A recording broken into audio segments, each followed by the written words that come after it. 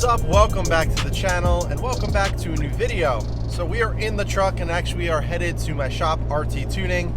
Last time when I went to get the Bilstein 5100 struts put in as well as the brake upgrade, it went on the alignment rack and everything seemed okay. And while everything is okay, the alignment is just a little off. It's the steering wheel is just kind of tilted to the left a little bit and it pulls a little bit towards that way. So we are actually headed up to my shop to get that sorted. It's only going to take about a half an hour to make it some adjustments and get it all sorted out. Not a big deal at all. So I figured I would take you guys along and we're going to head home. I actually got a new modification for the truck. I've been wanting to get some nice side steps ever since I took the stock OEM chrome ones off, and they just came in. Although I'm still waiting on the brackets to come in to mount them. The actual rails did come in, so I wanted to show you guys them. They're still in the packaging and everything. So let's head over to RT, get the alignment situated, get that all sorted out, and then we can head home and check out the new side steps.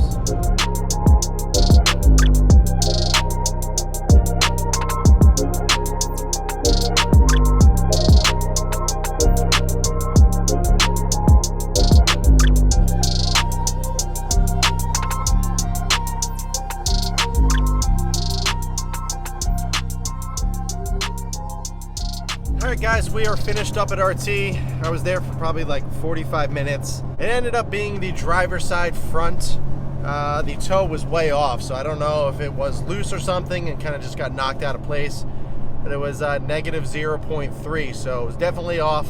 So that is the reason why the steering wheel was tilted to the left and it was kind of pulling to the left as well. So all is sorted, the steering wheel is perfectly straight, and we are back in business. Now, this wasn't planned to do this part of the video, but I figured I would since a lot of people do ask me this question. You know, it is something that I guess a lot of people are interested in. Driving a bigger truck with front level kit and larger tires and everything, people are always curious what kind of gas mileage I get. I do always drive this truck in sport just because I think it drives better. It holds onto the RPMs a little bit more, and it doesn't feel like it's struggling as much when I drive it in normal mode. It just feels a little off, so I always drive it in sport. But I figured I would go over in this video what I do get in terms of gas mileage in this truck. And while we are on this drive, I figured I would go over it quickly. All right, guys, so I figured I would hop out of the truck at this cool little spot next to this little lake and go over the gas mileage real quick. Now, I want to go over the modifications super quick just so you guys understand. I'm running Fuel Rebel wheels 20 by 10. The tires are Nitto Ridge Grapplers in 33 by 12.5, so not that crazy, but they are much wider. The offset is negative 18, so they do poke out a little bit. I'm running an InGen dual intake. I'm also running an MBRP catback exhaust.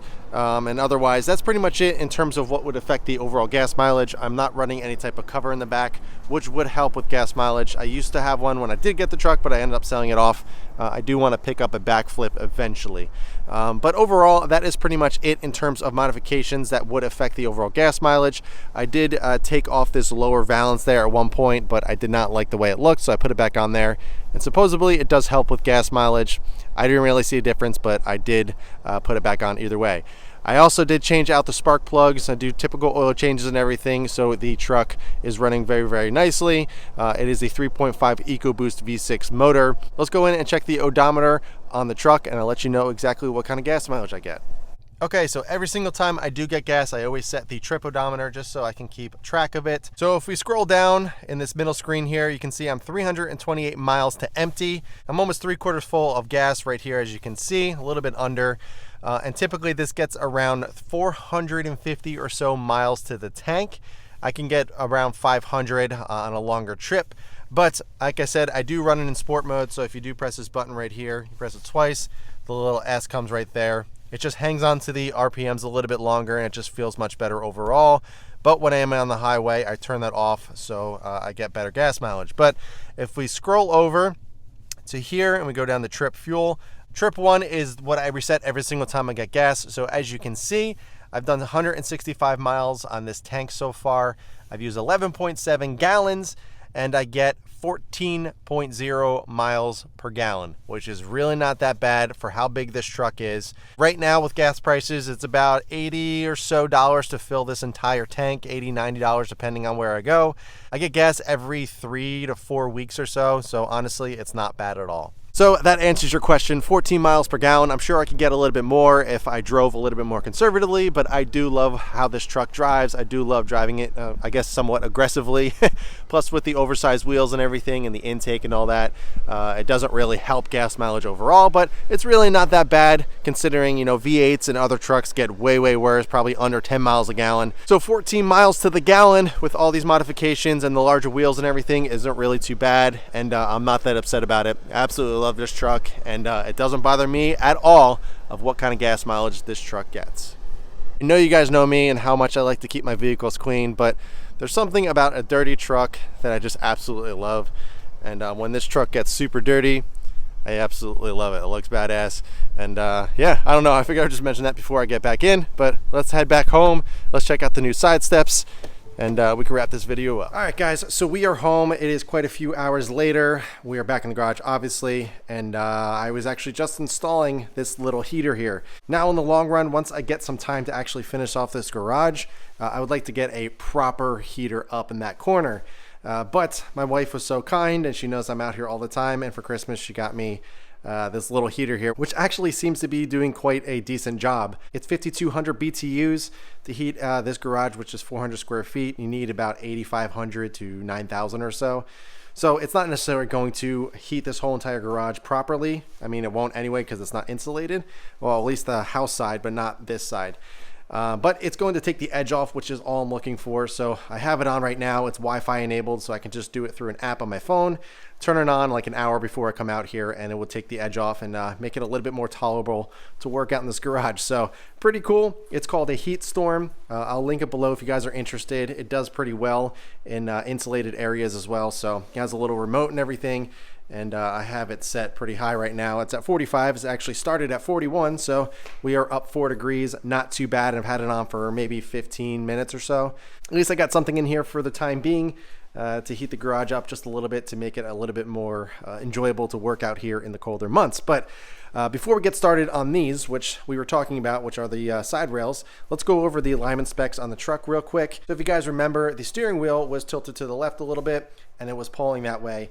And we found that the toe, for some reason, was 0.30, which I did mention that, but they were able to get it back to a pretty respectable amount, 0.08, which is pretty much nothing. It was off a decent amount, and that's what was causing the truck to pull to the left. So I'm glad I got that sorted out. Everything is perfect. The steering wheel is straight, and it doesn't pull to the left anymore. So thank you, RT Tuning, once again. I was in and out in about 30, 45 minutes or so. So not that bad at all. So now let's get to the new modification for the truck. As mentioned earlier, I had the OEM chrome side steps that came on the truck. I absolutely hated them since they hung so low, and obviously they were chrome and they just didn't look good at all. For me personally, I don't need the steps, mainly because I'm much taller than the rest of my family and I don't need them. I kind of just hop into it. Now my kids and my wife are obviously much shorter than me, so it's not too hard for them. They're able to get in, even my little kids. But I wanted to make it a little bit easier for them, so I wanted to get some nicer side steps. Now I was originally looking for the Amp Research ones, which are the ones that when you open the door they come down, and when you close the door they go up. But I started thinking about that. Those things were like $1,500, and for what I use the truck for year round in the crappy Northeast weather, I didn't want to deal with anything electrical. I didn't want to deal with wiring. I didn't want to deal with something that could possibly break. And I also heard the gearing in those side steps over time can wear out, and then they just end up failing. So I just wanted something super simple that wasn't going to fail down the road, that I can obviously, you know, they just constantly work all the time, yet they still look good and not too in your face. So I came across this brand called Go Rhino. They're really rugged looking. They're going to fit the truck really well, but they're not too in your face. So let's go ahead and take these out of the packaging so I can show you what they actually look like.